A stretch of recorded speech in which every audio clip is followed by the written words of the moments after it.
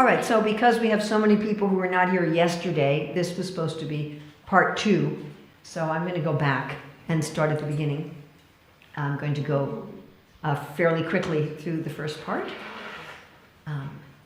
This is a presentation from the 32nd chapter of the 10th canto of the Srimad Bhagavatam, altogether verses 15 through 22. And this is the part of the Srimad Bhagavatam. Is my English slow enough for everybody? Everybody's okay? If any of you who have English as your second, third, fourth, fifth, sixth language, if I say something you don't understand, please just raise your hand and ask me to clarify, okay? Is that a deal? All right. So this part of the Srimad Bhagavatam, also called the Bhagavat Purana, deals with the most intimate, most esoteric, and highest expression of love for God. And this type of love of God is certainly spoken about in all the great religions of the world, but not perhaps as openly as in the Bhagavat Purana. So, for example, in Roman Catholicism, they have some understanding of what's called bridal ecstasy, and persons like Saint John of the Cross and Saint Teresa of Avila wrote extensively about seeing the Lord as one's husband, as one's beloved. Such things are also understood among the Sufis and in the Kabbalah. Certainly the Song of Solomon in the Bible speaks to this type of relationship with God. But again, this understanding is not so much prevalent if you go into most places of religion or spirituality. It's not so clearly understood. So this particular story that we're narrating here is of persons who were practicing spiritual life and developed a desire to have a relationship between themselves as soul and the Supreme Soul, or Sri Krishna, the Supreme Lord, in this mood. Now, this mood of romantic attachment to the Lord should not be confused with the romantic attachment between physical bodies of flesh and blood in this world. That relationship in this world is a reflection or some idea of the original relationship, just like Plato talks about the cave, yes? Where in the cave you see shadows of what's happening outside the cave. So our inclination for love in this world, and especially our inclination for romantic love in this world, is simply some indication of the fact that this type of love between the pure soul and the Lord exists with fully spiritual bodies and without any tinge of material lust or exploitation. It is the reality for which we aspire in our worldly romantic relationships. It's kind of we have this idea of what romantic love is like in this world. And I think we can say that it very rarely, if ever, fully measures up to that ideal, right? The romantic stories end with, and they lived happily ever after. But all the details of it are not quite what we expected, because in this world, such relationships are taking place not between soul to soul entirely, but also on the physical platform through which our identity becomes distorted. But we can get some idea, because there's this inclination for this type of love in this world, we can get some idea that it must exist in the spiritual realm. So this is a story of persons who were practicing yoga, like we are practicing yoga, with this aspiration, how they gradually entered into a loving relationship with the Lord, how it appeared that he left them and then came back to them. And they were wondering how this could happen. How could he call them, apparently leave them, and come back to them? This particular interchange of the Lord is also relevant to us as practicing yogis and practicing spiritualists, because do we sometimes feel we get a glimpse of ultimate reality and then it disappears? Do we sometimes feel, I'm practicing my yoga, I'm practicing my mantras, I'm practicing my sadhana. Oh, there it is. There's what I wanted, and then it's gone again. Like a cloudy day when the sun peeks out for a moment and then again disappears. We may get realizations, we may get understanding, we may feel that we've conquered our false ego to such an extent, and then again, it seems that it's back again. And we may think, What is the Lord doing with me? What is the divine? How is the divine playing with me? What's going on? So although this story takes place between extremely elevated, pure souls and the Lord, still there's some understanding for us on our spiritual journey. All right, so this starts millions and millions of years ago with the appearance of the Lord as Ramachandra.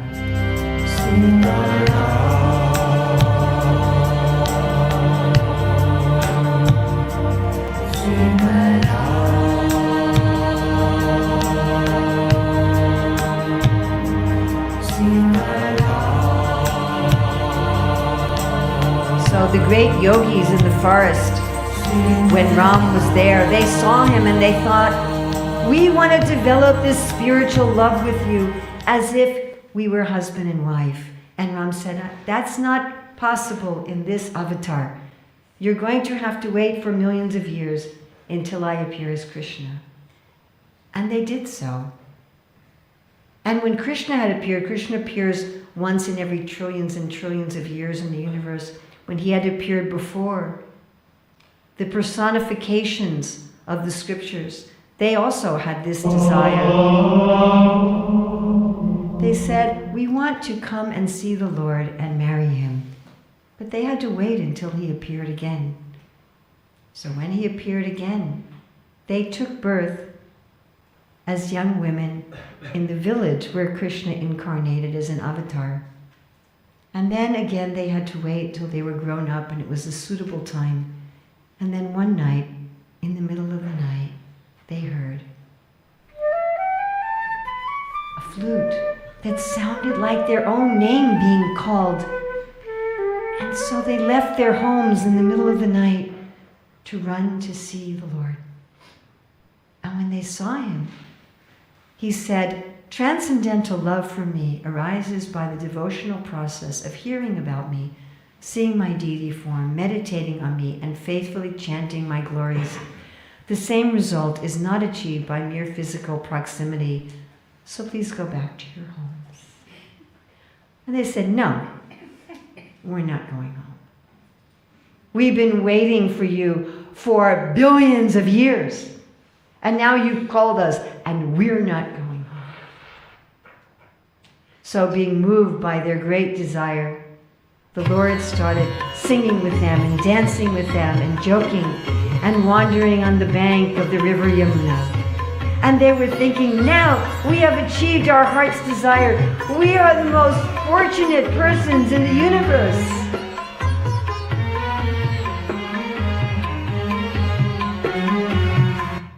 He disappeared. They looked around and he was gone. Where did he go? And they were looking everywhere, and they became transcendently absorbed so much in Krishna and his pastimes that they started feeling their sense of oneness with Krishna. They started imitating his different pastimes, following the prints of his feet in the ground, going deeper and deeper and deeper in the forest, seeing that Krishna had even left his most intimate consort, Srimati Radharani. And as they searched for him in the forest, they thought, you know, if we keep looking for him, he's going to keep going further and further away, running in the dark forest. Maybe he'll injure his feet. Why don't we just sit down and wait for him and sing? Tava Katamrita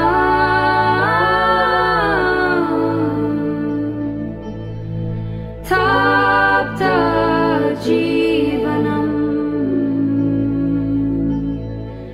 Kavibhiriditam Karma Sapaham. And as they sat there singing, he reappeared.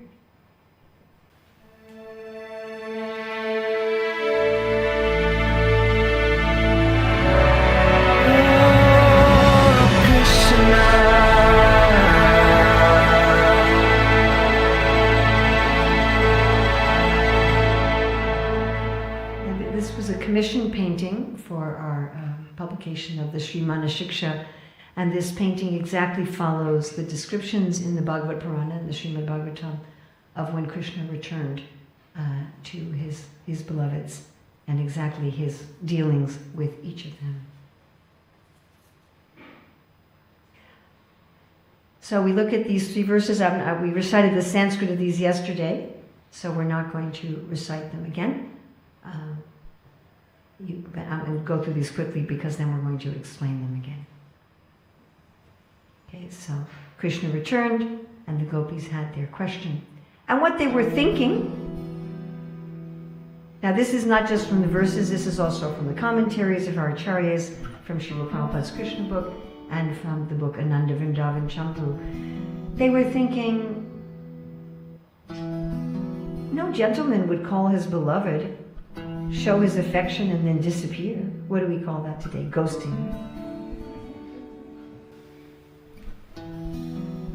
They said, we love Krishna without any reservation. Govinda is another name for Krishna. Why doesn't he reciprocate with us? Does he want to abandon us in the middle of the night? We should ask him some questions so he'll be forced to show how ungrateful he is.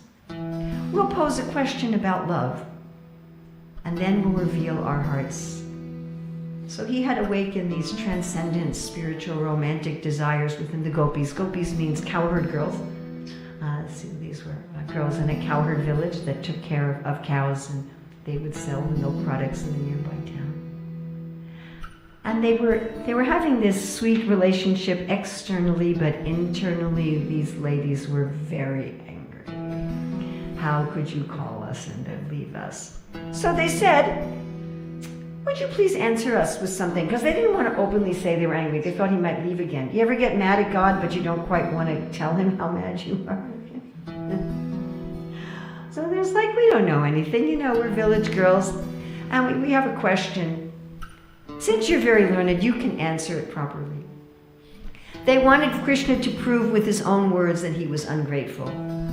So their questions. They said, who's the most loving person? We think there's 3 types of way of showing love in this world. One is you love people who love you. As they love you, you love them. Do unto others as they do unto you. That's not how it goes, is it? I don't think so. So that was their idea of that there's this kind of love. And then there's where you love others even if they don't love you. And then you don't love anybody. They said these are the 3 types of people. And, my dear Lord, who are you? What were they really asking? Do you love us? Do you not care? Or do you hate us? Do you ever wonder this with God? Do you really love me? Do you not know I exist? Maybe you don't love me. And we don't know. Do you have conditional love for us? Well, we're here for you and you left, so couldn't be conditional love. Is it unconditional? No, because then when we were in distress when you left, you didn't show up. Do you not care? Well, that can't be true because you do things to show us favor and disfavor. Do you hate us all the time? No, you often show you love us. Are you being mean to us because of something we did? No, we didn't do anything mean. When we're wondering, why is it the Lord, why is it the divine is relating with me this way? We should ask. And those of you here yesterday, what's the caveat? If you ask Krishna a question, caveat, C-A-V-E-A-T. What's that? You asked me that yesterday. And what was the answer? What's a caveat? Condition. A condition. Maybe write it down this time. We're good friends. Right? It's all right. What's the caveat? If you ask Krishna a question, what's the condition? There's a condition, there's a caveat. What is it?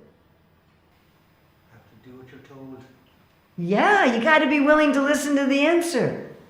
You ever had anybody ask you for advice and, oh, please, can I have your advice? Can you help me? And you tell them and they're like, well, I'm not going to do that. And then you think, well, why did you ask me? You understand? And maybe next time they say, can I have your advice? You'll say, I'm kind of busy this afternoon. So Prabhupada often says, Srila Prabhupada, the founder of our Hare Krishna movement, he often says that the Lord is eager to talk to us. It's a question of whether or not we're willing to listen. So if we're going to talk to the Lord, there's a... Very good. Adding to your English vocabulary, right? There's a caveat. And that is that we have to listen. So we can ask the Lord, do you love me? Do you not care about me? Do you hate me? Why are you dealing with me this way? Why do you seem to call me? And I show up and then you disappear. Why are you doing this? So now Krishna is going to give his answers. We also read these verses yesterday, so we're not going to read them again today.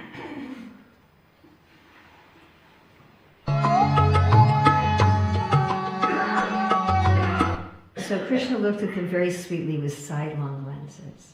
And he gave a little humorous answer, like he could revive a person from death. Now he took these three and he broke them up into how many? Who was here yesterday? 9. He said the first kind is those who just give whatever they get. They're merchants, they're calculating, they're keeping score. I did this for you and I'm not going to do any more until you give something back. Very calculating.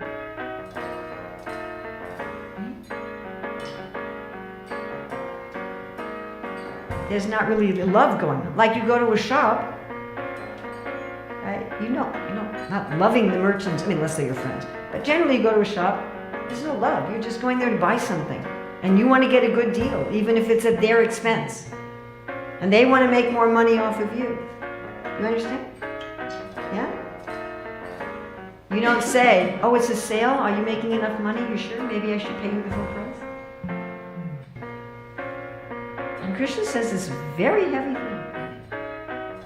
He says there's no permanent dharma, no prema. Prema means love. There's no friendship, no happiness, no religiousness, nothing in these kind of relationships. And he says even those who don't have any love are better than those whose love is actually like a merchant. You know, anyone from yesterday remember, how do we know we're in a merchant relationship? What's the sign that my mentality, I'm not talking about the other person, my mentality is merchant in an apparently loving relationship? How do I know? You must reciprocate. And if they don't reciprocate the way I want, when I want, how I want, what do I become? Angry. And I may say or think, I did this, and I did this, and I did this, and I did this, and I did this, and I did this, and you can't even do that. I remember once seeing a mother with a young child, 5, 6 years old, and she asked the child, get me a cup of water, and he was still playing. And she said, I fed you with the milk from my own body for 2 years, and you can't get me a cup of water?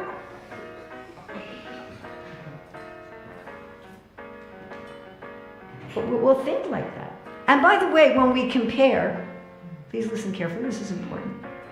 When I have a merchant relationship with someone and I'm comparing what I've done to what they do, I look at not the results of what I've done, I've looked at my sacrifices. Do you understand the difference between that? I look at the difficulty I've gone through to get those results for you. I don't just say, I cooked you lasagna. I think, I looked up the recipe online. I tried to find a recipe that you would really like. I went to the store. I bought special ingredients. I spent 4 hours in the kitchen. And then you didn't even come home on time. So I look at the other person's results. You understand? I look at my sacrifice and I compare that, which is a very unfair comparison, by the way. I'm looking at my motives, my intentions, my endeavor, and I'm looking at the other person's external results. And I compare them, and then I say, I don't think that's equal. By the way, in merchant relationships, we also become angry if we feel that the other person's giving so much that we cannot even out the score. We feel very uncomfortable. like we would feel if we owed someone a lot of money that we couldn't pay. Then whenever we saw that person, we would walk to the other side of the street. We wouldn't want to confront them. Sometimes we feel this way with God. Sometimes we feel with the Lord, He's given me so much and I'm not doing my part, and so then we avoid Him more and more. And remember, with these relationships, there's no dharma, there's no love, there's no friendship, there's no happiness. We're basically always keeping score and always trying to be ahead of the game. We always are trying to get a little more than what we're giving. You understand? In any merchant relationship, you're always trying to give a little less and get a little more. Okay, next category.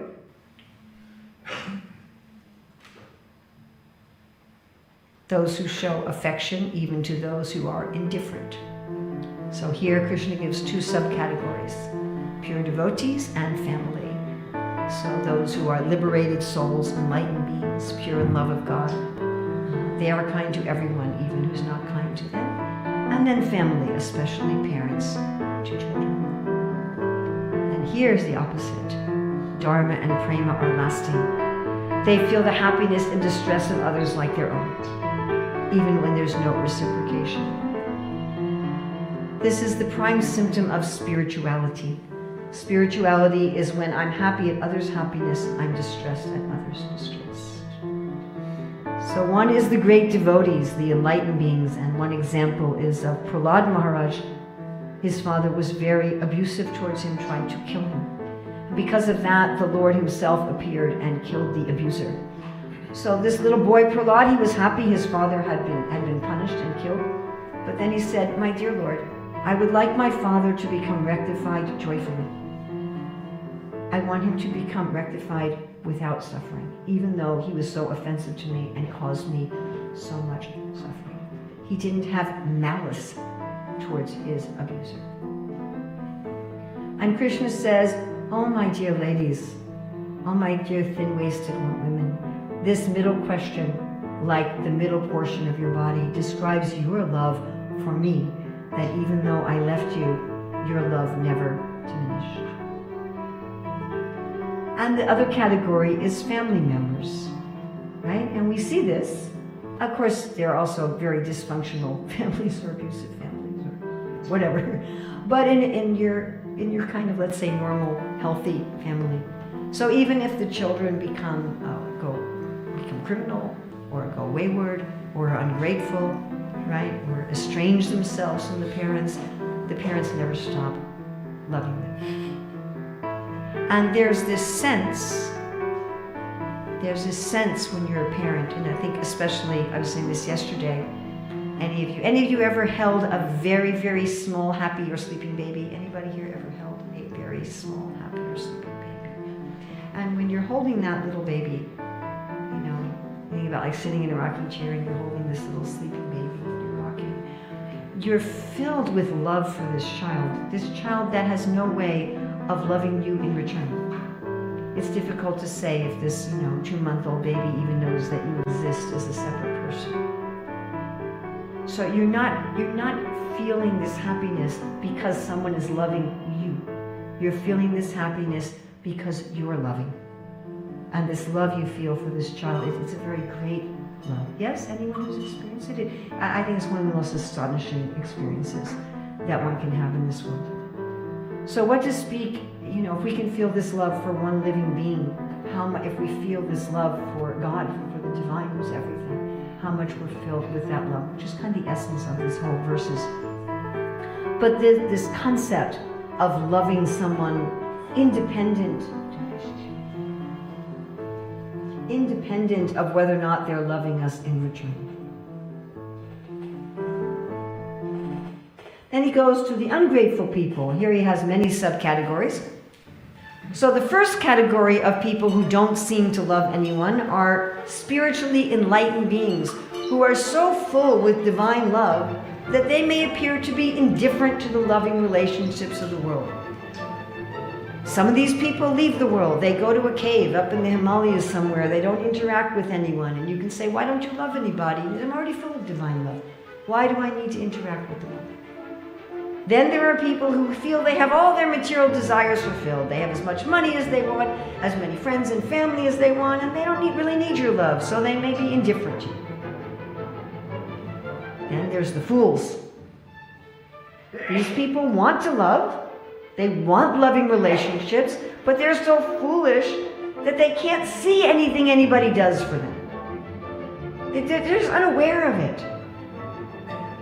Right? They come home and their house is clean and they don't even notice that they're partners.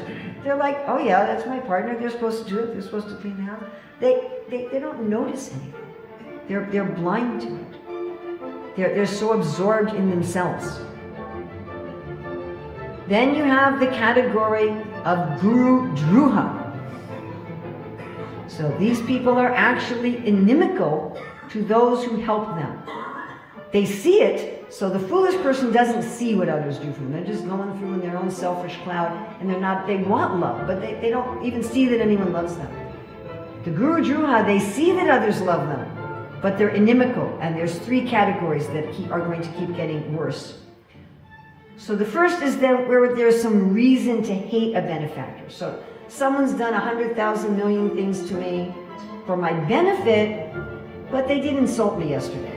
So I feel because I have some cause, I can hate them. So that's the lowest level.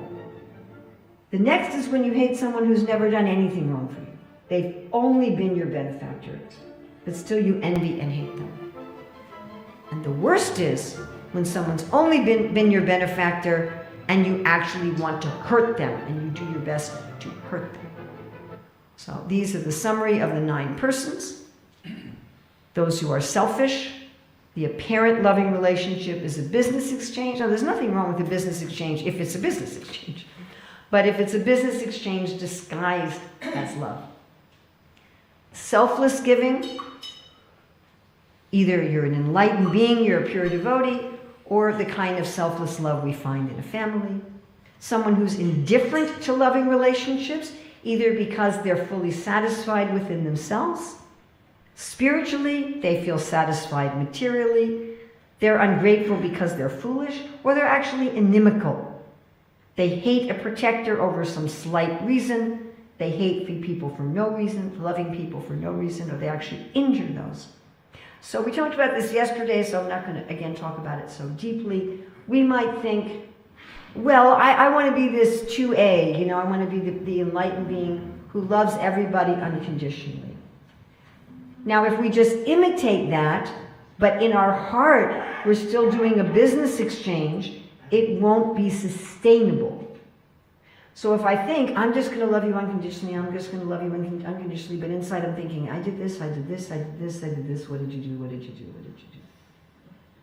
Eventually it will explode. I told the story yesterday of a couple I knew, married for 10 years, seemed to have a perfect marriage, never argued, never any problem, and after 10 years she said, I'm out of here, I never want to see you again. And he's like, why? What did I do? I thought everything was fine. And it turned out that for 10 years, she was just like suppressing everything. Right? She was keeping score, pretending she had selfless love. And then there was like the tectonic plates, right? Where the pressure builds up and then there's an earthquake.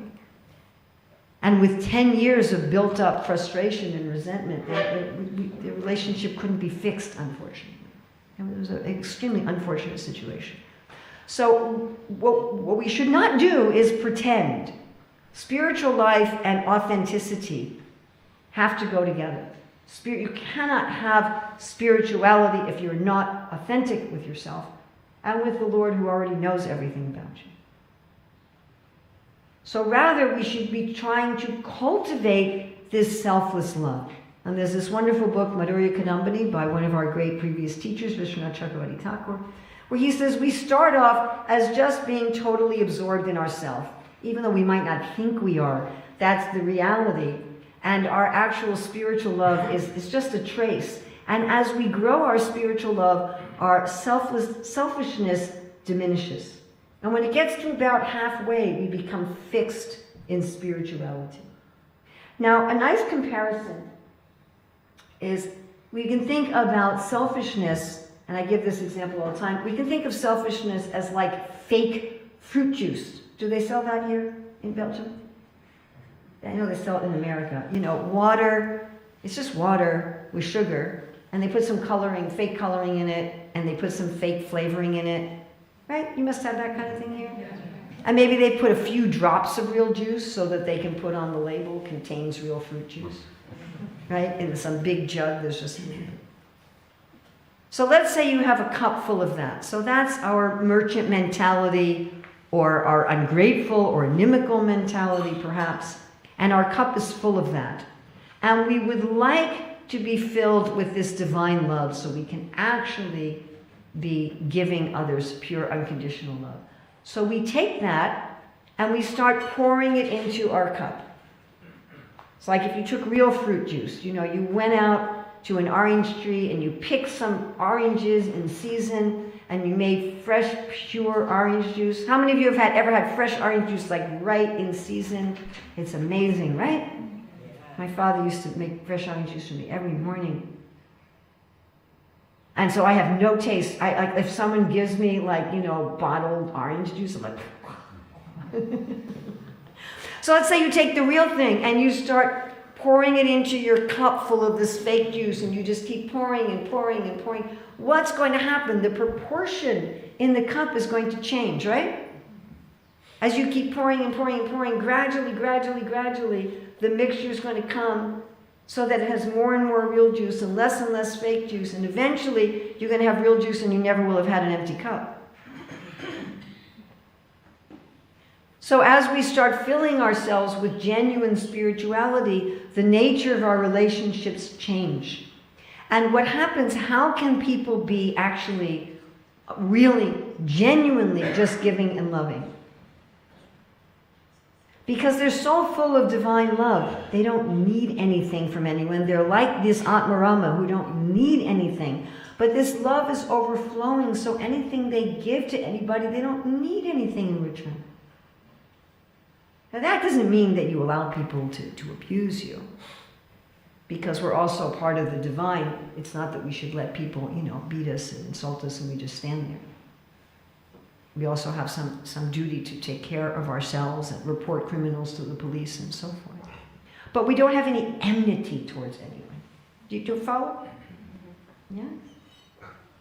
For my duty to protect myself as a part of Krishna, my duty to report this person to the police, to have peace and justice in the world, doesn't mean I have to hate the person or have maliciousness toward them.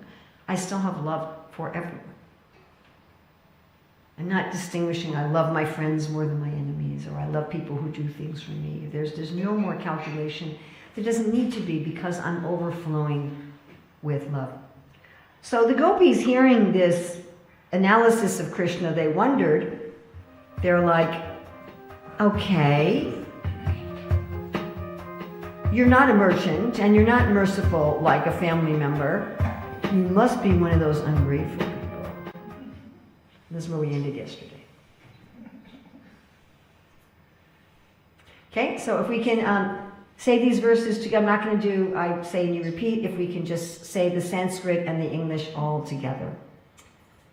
Naham tu sakyo bhajato pijantum bhajam yamisham manuvritte vrittaye yata dano labda dane vinashche chach chintayanyan nibrito naveda. In English. But the reason I do not immediately reciprocate the affection of living beings, even when they worship me, O gopis, is that I want to intensify their loving devotion. They then become like a poor man who has gained some wealth and then lost it, and who thus becomes so anxious about it that he can think of nothing else. That's 20, this is verse 21. Evam mararto gita loka veda swanam hiyo maya nuvritte bala maya paroksham bhajata tirohitam masu hitam marhatatat priyam priya. My dear girls, understanding that simply for my sake you had rejected the authority of worldly opinion of the Vedas and of your relatives, I acted as I did only to increase your attachment to me. Even when I removed myself from your sight by suddenly disappearing, I never stopped loving you.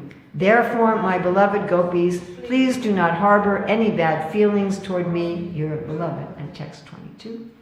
Naparayam ham niravajyasam yuyam swasadu krityam vibhujayutapya yama bhajam durjana ge hasrin kala samrishya chadva pratyatu sadhuna.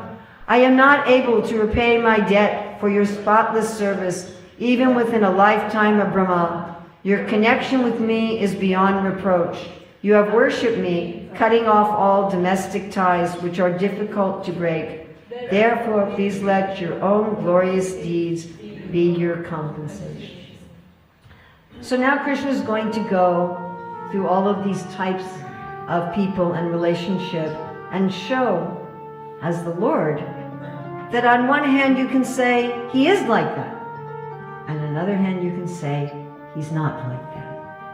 Just like in the Sri Ishopanishad, it says the Lord walks and does not walk. He is very far away. He is very near to all. He is inside everything, yet he is outside of everything. As Krishna says in the Bhagavad Gita, Mai sarvamidam partam sutre manikana. No, that's not the one I want. What is it? Natsani sarvabhutani nachaham te suvasita. By my energy I am everywhere, and yet I am not everywhere. So here Krishna is saying, yes, I'm the merchant. Right? No, here he says first, I'm not the merchant. He says I'm not the merchant because people worship me and I don't reciprocate. So how could I be a merchant? I'll be a pretty bad merchant. But I am. Ye tamam prapajante tam sataiva bhajamiham. I do reciprocate. So you could say I'm a merchant. As people surrender unto me, I reciprocate accordingly, even if they don't see it. Even if it's not visible to them, even if it's not obvious to them, I am reciprocating. And I'm not the second one. I don't just love everybody no matter what. This is Krishna with Duryodhana and Arjuna. We don't have time to tell the whole story. So we could say, like Duryodhana, he invited Krishna to his house, and Krishna said, no, I'm not coming to your house. You don't have any love for me.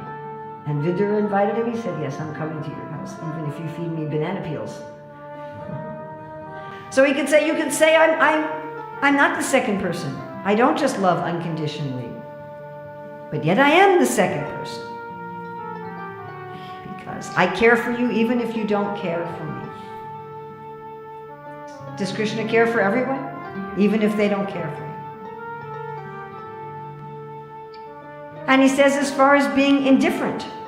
Now this is really funny, and again, we don't have time to go into depth, but one has to really understand something of Krishna and all of his avatars to understand what he's saying here.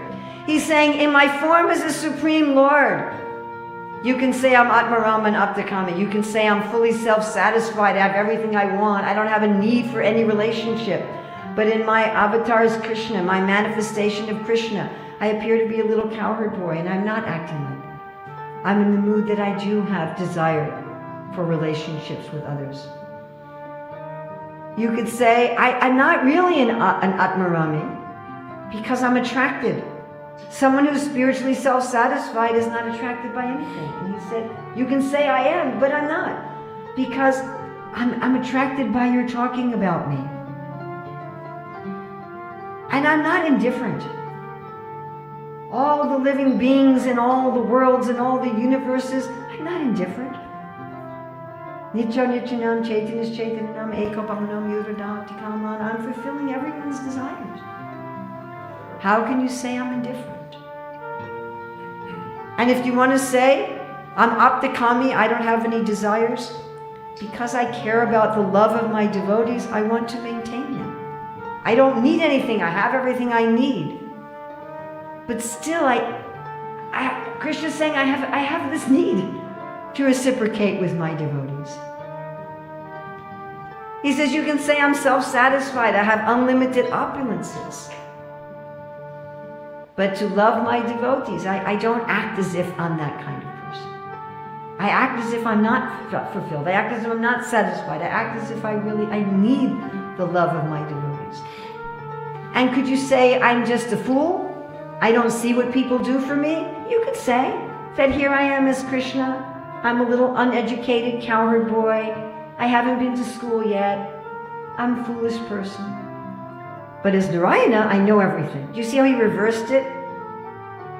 First he says, as Narayana, I have everything, but as Krishna, I don't. And here he's saying, as Krishna, you can say I'm foolish. As Narayana, you can say, I'm not foolish. But even if you say, as a little cowherd boy, I don't have schooling, and therefore I might be ungrateful, still, even as a little cowherd boy, I will give myself, right?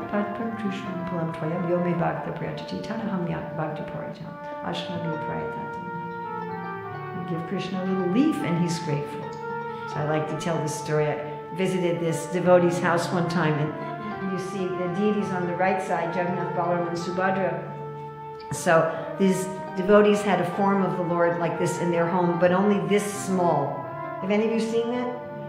Like that they're on like a little wooden platform. They're like this small. This, all three deities this small.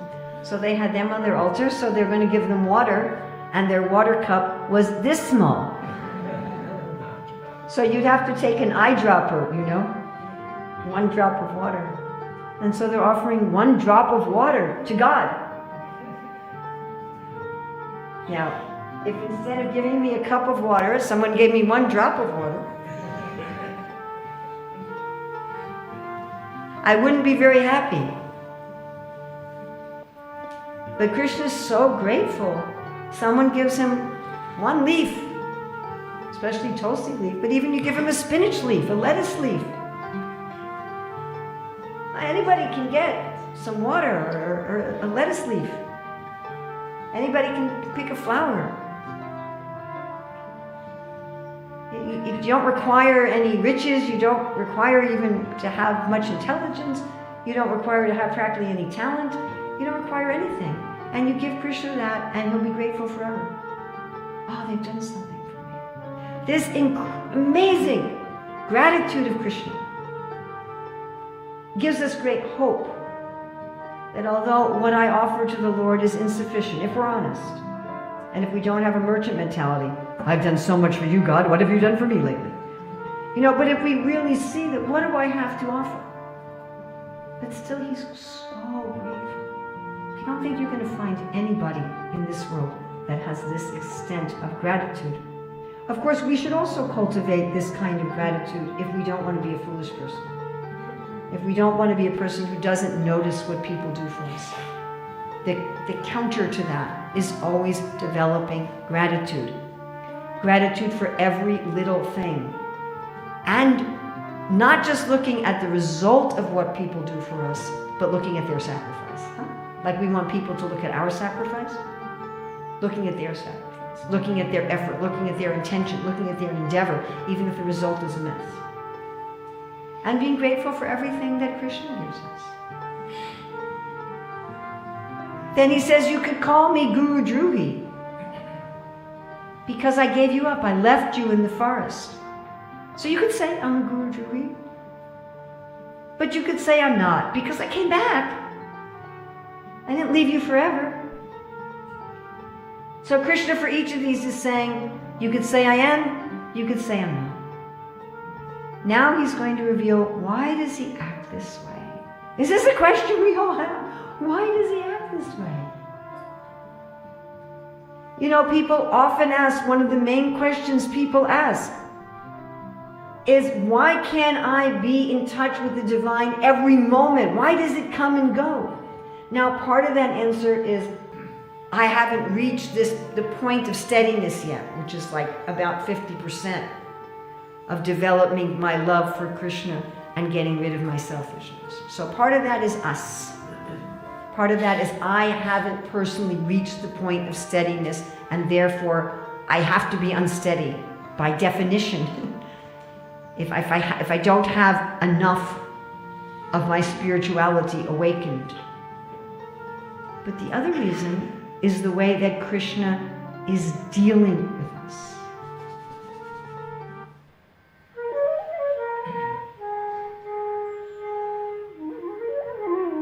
So Krishna's first talking about for those like me, and maybe like some of you, who haven't yet attained love of God. He's coming and going. If any of you read the book, The Screwtape Letters by C.S. Lewis, any of you read that book?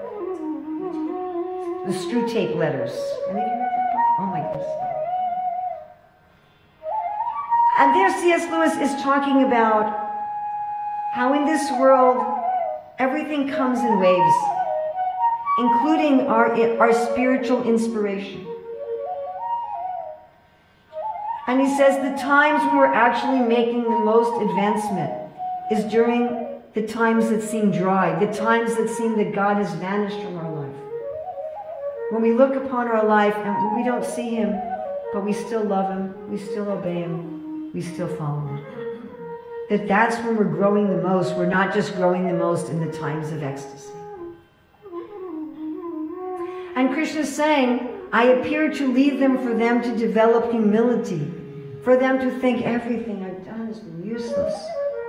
I'm just an offender. I couldn't get any mercy. I'm so unfortunate. One's pride diminishes. Pride means entitlement. It's again part of this merchant mentality. I've chanted so many mantras, I've done so much meditation, I've given up so much worldly enjoyment I've done. I deserve enlightenment.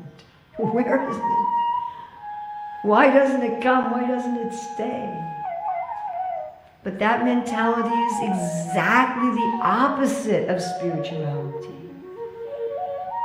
In spirituality, one feels, I deserve nothing, not in some depressed, low self-esteem, I deserve nothing, I'll never be anything, so why should I bother to get out of bed? Not like that. I'm so small, I'm insignificant, what can I give? What do I deserve? Therefore, everything I get is a gift. And therefore, everything fills me with joy, and the less one feels pride and entitlement, the more every single thing is a joyful gift of gratitude. And so therefore, Krishna comes and goes. And our acharyas are commenting that Krishna is saying, seeing them in lonely places, I endure pain 1,000 times more than theirs. What can I do? Their sincere prayers amaze me, but their hot tears scorch my heart, and their faint of despair causes me to swoon. Still, for their sake, I wait in silence. I endure it all to ripen their love. You ever picked an unripe fruit? Once when I was in Melbourne, so I had some people preparing a meal for me who'd grown up in India, where there's no plums or peaches or nectarines. They didn't know what those fruits were like. And now they were in Australia, and they bought them from the shop, and in the shop, are they ripe or unripe? Unripe. So not being familiar with these fruits, these people didn't know that these fruits they bought from the shop were unripe. And I suppose they were thinking, we don't know what these Westerners like.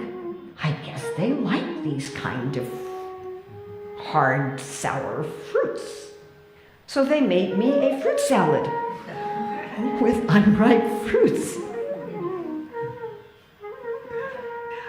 One wants to wait for the fruits to ripen.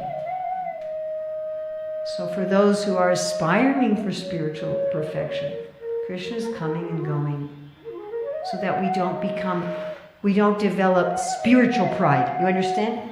I am so spiritual. I'm so elevated. I'm so enlightened. Which then actually keeps us from becoming enlightened. So he wants us to ripen. And for those who already have full love of God, he wants it to intensify. Don't we all want that in our loving relationship? Isn't that what we dream of? When people get married, they dream that they'll love each other more when they're 80, right? Isn't that the fantasy? You'll see some little video of, an 80-year-old couple dancing and look into each other's eyes as if they just met each other yesterday.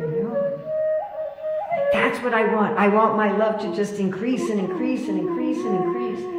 In this world, does that usually happen? It doesn't usually happen. You love that little baby so much, you're thinking every minute, are they breathing? Are they breathing? If you go in the next room, you're thinking about them constantly. Now my kids are, my oldest one's 50 now. My God. The other two are in their 40s. I believe me, I'm not thinking all the time, are they breathing? Are they breathing? I can go a whole day without thinking about them at all. But when they were infants, I couldn't go a minute without thinking about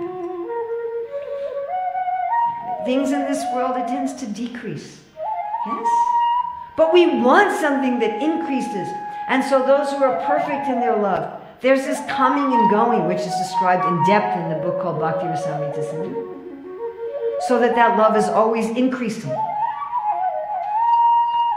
Krishna says they become absorbed in remembering me, just like a poor man who gained some wealth but then lost it and can think of nothing else. Because the greatest happiness is this absorption in Krishna. So Krishna's coming and going. So people will have this greater and greater and greater, increasing love dynamically forever.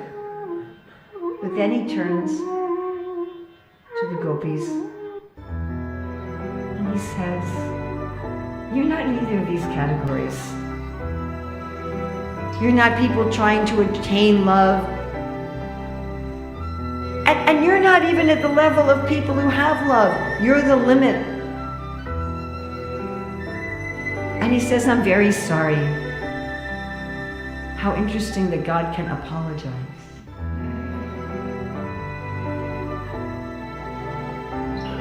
Only with a personal understanding of God can we understand that God can apologize.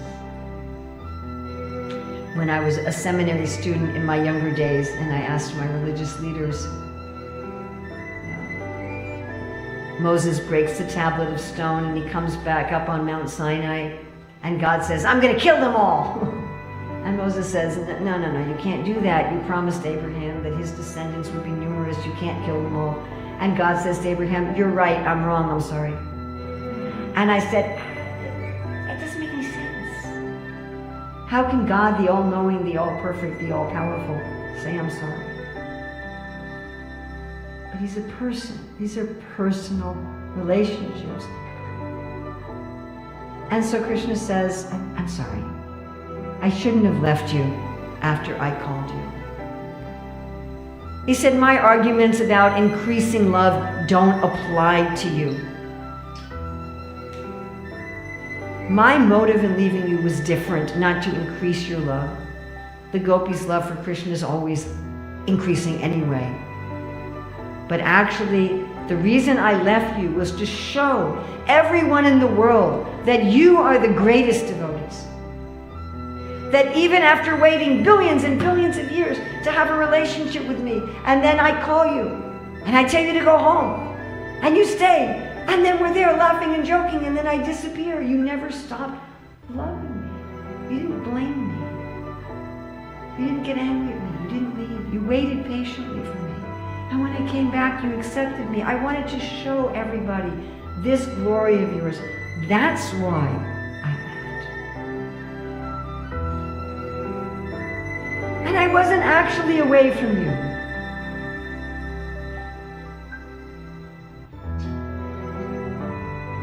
And he said, really?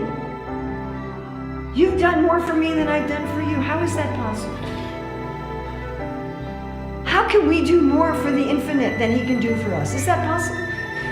Impossible. But Krishna is a person, and as a person, he is so grateful. And he says, you did more for me than I can do for you. He said, you gave up your family, but I didn't give up mine. So I say, yeyatamam prapajante, but I can't do it. I can't actually give back for you. Be happy with your own love. Now, when I talked about how we feel when we're holding that baby, what are we happy with? Our own love. Our own love for this helpless, dependent being is filling us. We're happy with our own love. In this world, we often think, I want to be loved. And that's true. We all want to be loved and to feel that we're loved. But you know what? More than that is to be happy by loving. If I am happy with loving, then I am fully satisfied. And I gave the metaphor yesterday. It's like if you had a basin, like if you think your heart is of a container. And in that bottom of a container, there's like a plug. And what the plug is plugging is a spring, an ever-flowing spring of love for the divine. And this plug is our material attachments, our false ego, our lust, our anger, our envy, our greed. And when that's removed, even you remove it a little bit, that natural water of love fills this container of our heart, and it fills it so full. What did David say? My cup is overflowing. That's what we want. Srila Rupa Goswami talks about different kinds of hearts and at what temperature they'll melt. But he said, when your heart is made of nectar, it's always melted. This constantly flowing love. And Krishna is telling us, ultimately, we should be happy with that, because that is our happiness. So then hearing this, the gopis started to think. They thought, even though the Lord is perfect and he has no faults, he left us just to show that he was a debtor to us. We wanted to defeat him. We wanted to criticize him. We were in the wrong here. We've now been defeated by his love.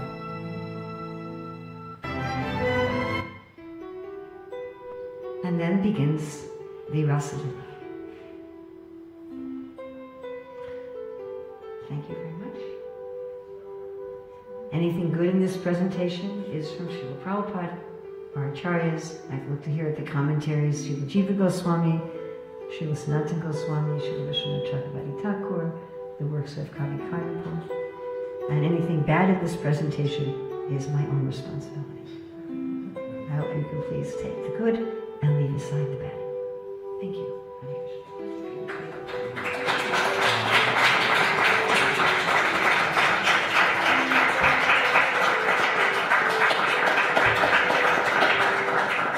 So I think now we have a delicious breakfast for everybody. Hare Krishna.